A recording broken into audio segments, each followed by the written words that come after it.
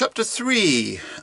Word of warning before I read today is that there's a great deal of French here to read, and I can barely speak a word of French, so my pronunciation is going to be pretty awful. So I apologise beforehand. Hopefully it does not denude the worth of the philosophy behind it too much. Okay, here we go. This is how religion has always been understood by people who do not lack the faculty of higher, i.e. religious consciousness, which distinguishes man from the animals. The oldest and most common definition of the word religion, religier, to bind, runs as follows. Religion is the bond between man and God. Les obligations de l'homme envers Dieu, voilà la religion, says Valvenierk, Schleiermacher and Feuerbach. Attribute a similar meaning to religion when they acknowledge that the basis of religion is man's consciousness of his dependence on God. La religion est une affaire entre chaque homme et Dieu bel. La religion est le résultat des besoins de l'âme et des effets d'intelligence. Be constant. Religion is a certain method by which man recognizes his relationship to the superhuman and mysterious forces on which he regards himself dependent. Goblet de Alivelia. Religion is a definition of human life based on the bond between the human spirit and those mysterious spirits whose dominion over the world and over himself is recognized by man, and with which he feels himself united, a reveal. Thus the essence of religion has been and still is understood by people with the highest human faculty as the establishing by man of a relationship with the infinite being, or beings, whose power he feels over him.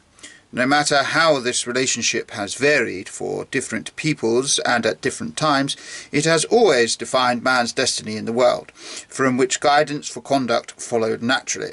The Jew has understood his relationship to the infinite as follows. Being a member of the nation God chose from among all nations, he must therefore observe in God's eyes the agreement he has entered into with his people. The Greek understood his relationship as follows. Being dependent on the representatives of eternity, the gods, he ought to please them. The Brahmin has understood his relationship to the infinite Brahma in this way. He is a manifestation of this Brahma and ought, by renouncing life, to strive after unity with the higher being. The Buddhist has understood and understands his relationship with the infinite thus. In passing from one form of life to another, he inevitably suffers. This suffering originates from passions and desires. Therefore, he ought to try and nullify them and make the transition to nirvana.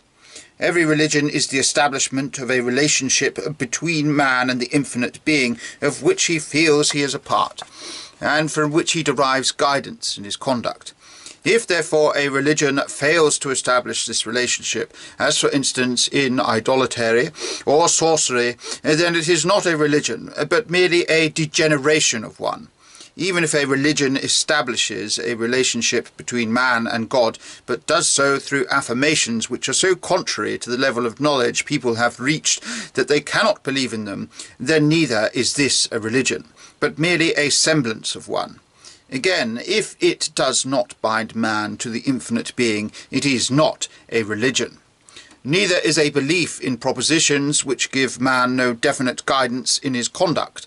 It is similarly impossible to give the name religion to Comte's positivism, since it only establishes a relationship between man and mankind, not with the infinite.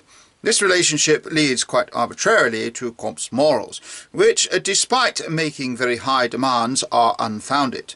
The most educated Comtist finds himself in a religious relationship that is incomparably lower than that of a simple person who believes in God. Whatever the God, as long as it is infinite and whose behaviour is derived from this faith. The Comte's argument about the grand être does not constitute belief in God and cannot replace it.